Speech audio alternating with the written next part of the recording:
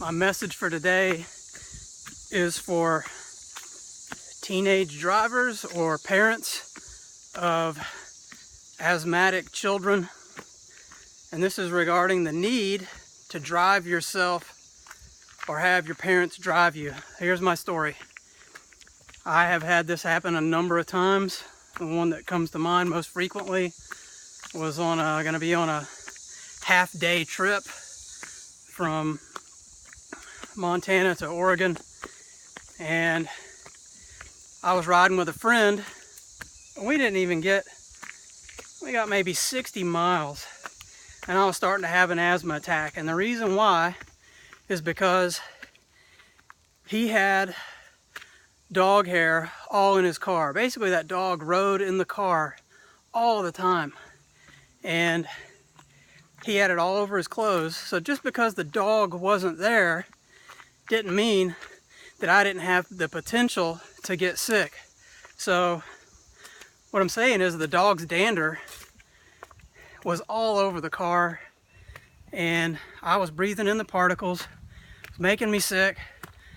So I ended up having to ask him to pull over, which was not an easy thing to do, and switch cars.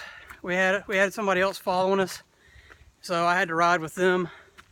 They didn't have that condition in their car, so I found a way to avoid the trigger condition that was giving me symptoms of my asthma. So the message for parents is you need to watch out.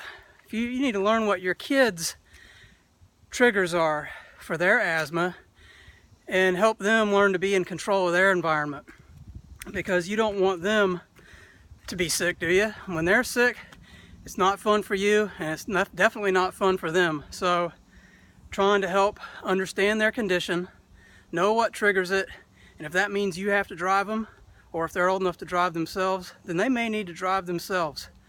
Another word of caution is for the people like me who have their symptoms triggered by strong odors. Beware of air fresheners in cars. I've had this happen to me a number of times as well. And just taking the air freshener out doesn't solve the condition. That scent is now embedded in the upholstery of that car, and it's going to take a while for that to go away. So I end up spending a lot of time having to drive myself, but as a result, I'm able to spend more time symptom-free and lead a more active life. I hope this helps.